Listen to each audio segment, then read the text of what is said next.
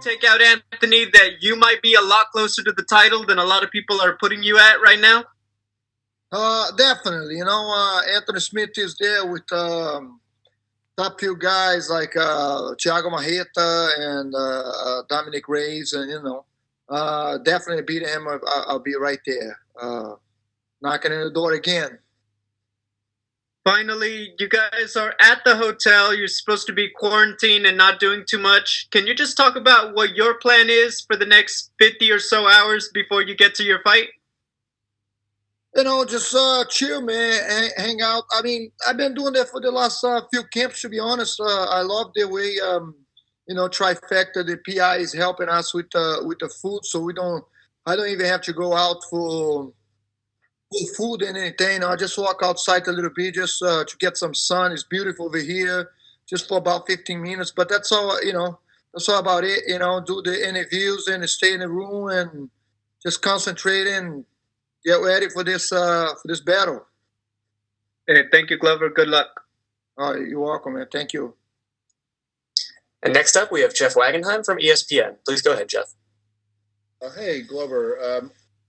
I'm wondering if watching the fights that went down on Saturday in an empty arena might change in any way your approach to your fight, because obviously with no fans in the building, people could hear the cornermen and the coaches what their instructions were to the fighters as the fight went on, and also some of the fighters said afterward that they could hear the TV commentary and they could hear commentators saying, "Hey, this fighter should be doing this or that," and they actually utilized some of that information during their fights. I wonder if that has any impact on your approach to this fight.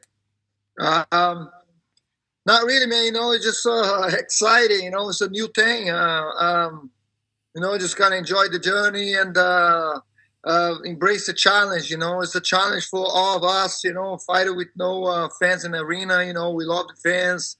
I was just telling about today. It's like a Guns N' Roses shows with no people there. It's kind of weird, but just gotta embrace the challenge. Go over there and do our max. So if you hear something from cage side of if Daniel Cormier says, "Oh, Glover should be doing this," you're gonna pay attention to him. Or you're gonna pay attention to your coach telling you to get something different. I'll be focused on my fight. Hey man, if Daniel Cormier say something, I might, who knows? I might listen to him. A lot of the times it's like they should be doing this, should be doing that, but it's a situation of as a fighting and what are you training?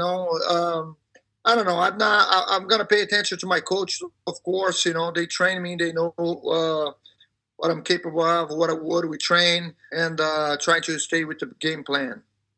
Sounds great. That's all I got. Thank you. Thank you. And next up, we'll take questions from Mike Bond with Rolling Stone. Mike, go ahead. Hey, Glover. I talked to Anthony when he was first trying to push for this fight in December, and he told me a story of back in 2013 after he lost his first UFC fight in Brazil. He was trying to leave the airport, and you kind of came up to him unsolicited and really, helped him out and, helped point him where to go. Can you just tell me your version of that story and why you felt compelled to do that with Anthony when, he was more or less just a stranger to you at the time? Yeah. It's on my thing, man. It's like I see a guy that struggle. I think he having a problem with translating or something. The guy wasn't understanding him. I don't even remember the whole thing, but it's just like that's something I would do with anyone, man. Especially seeing the guy after he lost the fight. Going to the airport, it sucks. I've been there before. Been in that position before. And, just trying to help the guy. And Anthony Smith is an amazing guy, man. He's a great guy. So, I have, me. I have no beef with anyone in the sport. I'm good with everyone. Respect everyone. But, it's time to fight. It's time to fight.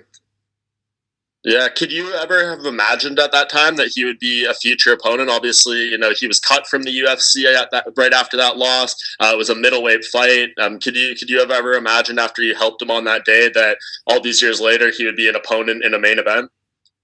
No, not really. I mean, everything's possible in the sport, but he was fighting in a different weight class. It's like usually if you're guys in a same weight class, you kind of like, even if you start doing his debut, you kind of look at him and like, hey, it could be a future opponent. But I not for Hunter Smith because he's in a 185. He was in 185 back then, and I didn't think about that at all.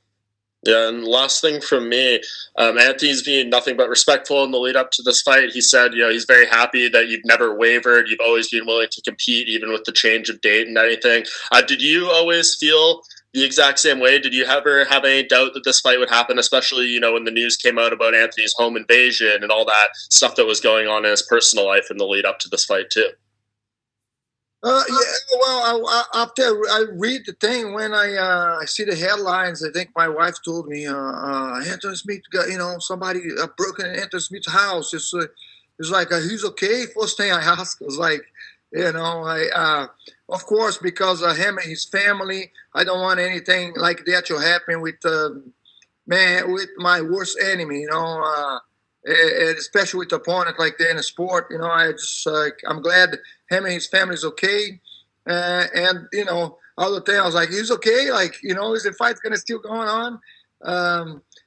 Because even if he is like over there punching somebody in the head and could break his hand or something, I was like afraid of that. But I'm glad that everything works out well for him and for us.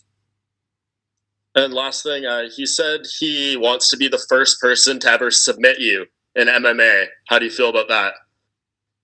Hey, man, a lot of people thought about that too, so you're my guest. Thanks, Glover. Thank you. And next up, we have Jay Anderson from Cageside Press. Please go ahead, Jay. Glover, welcome back. Just a couple of quick ones for me. I mean, it's been 6 years since you fought John Jones, roughly. A win here would give you your best streak since leading into that fight. What's changed in your game and your skill set since that time? I have to sit back, man. After I was right there, close to the title.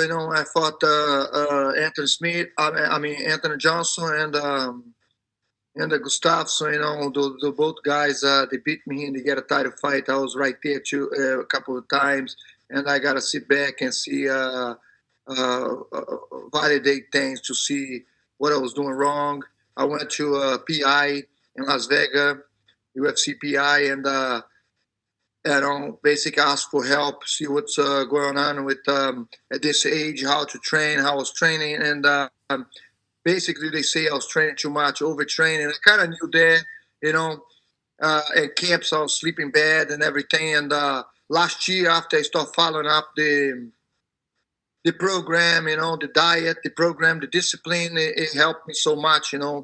I've been happier in a camp, sleeping better and everything. It works out great, three fights, 3 wins. So it was amazing. In 2018, I was in such a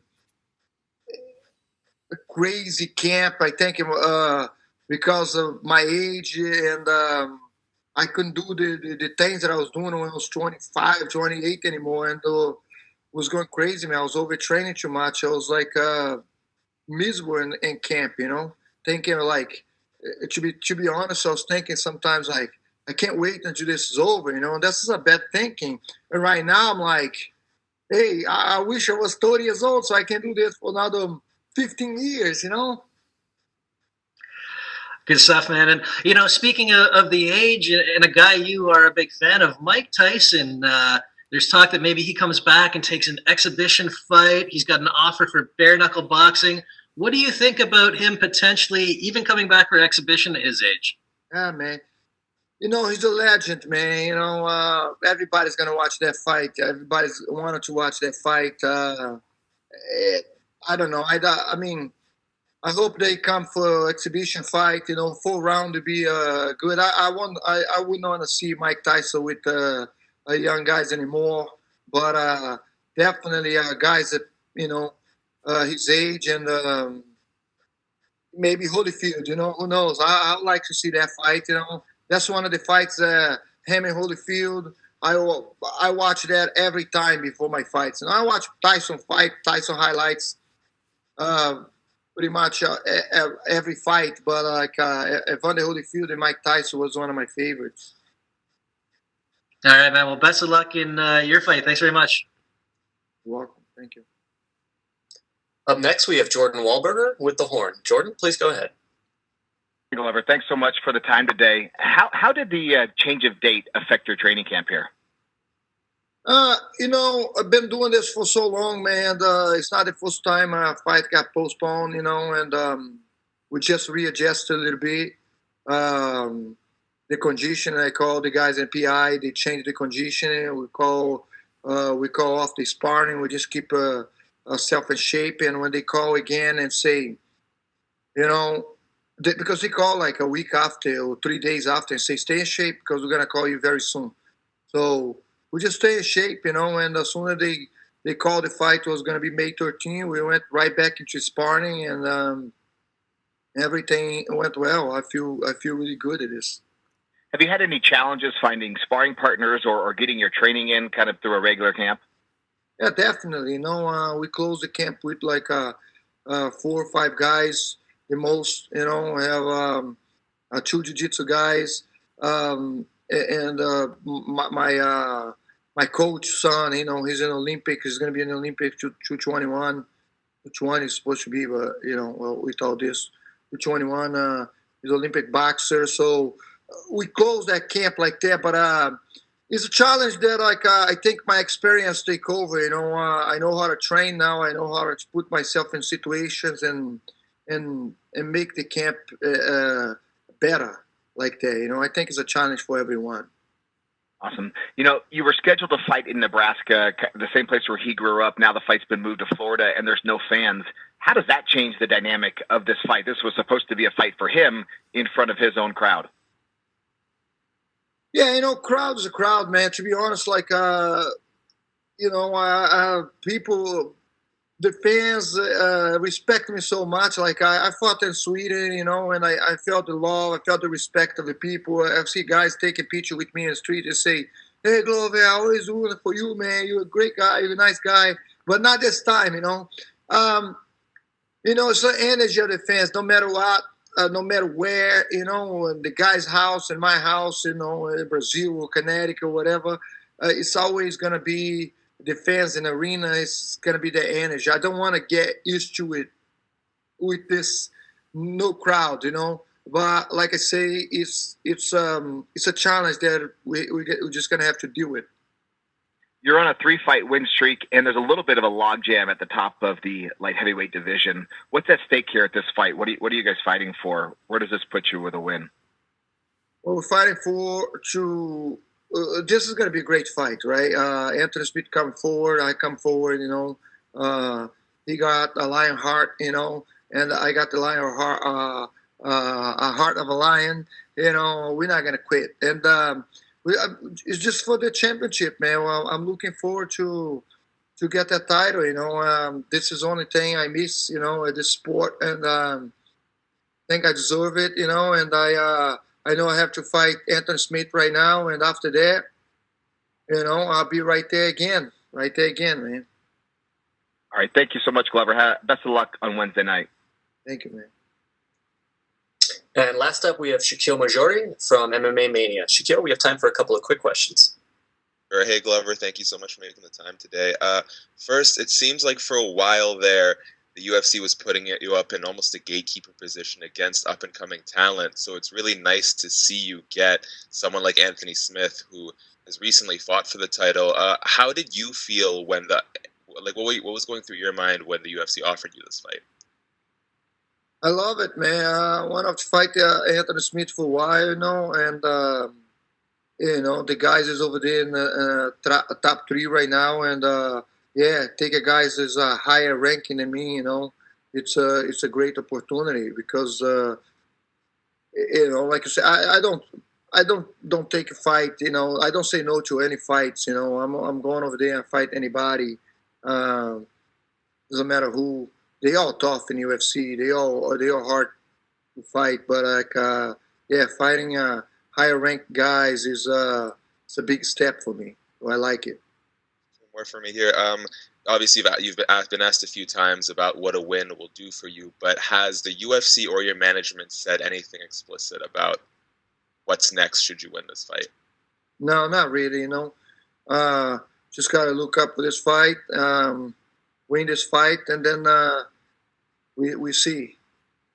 And the last thing for me, sir, one of the things Anthony has expressed sort of disappointment about is it seems like every time he gets a big win, people are talking more about how bad the opponent looked as opposed to how good he looked. Do you believe Anthony Smith is underrated and overlooked by a lot of people? No, Anthony Smith is a tough son of a gun. He's like I watch his fight, man. He fought Gustav, he fought. He beat a lot of a great. He beat a guy like Shogun and Rashad, man. Those guys are a legend. Those guys is no joke. Shogun can catch you with the punch, and people say they washed up and everything, But when you fight a legend like that, it's never washed up. It's always a trick they can pull out of their hat. You know what I mean? So you never know. He beat a great name, great fighters, and I'm just looking forward to a test Anthony Smith.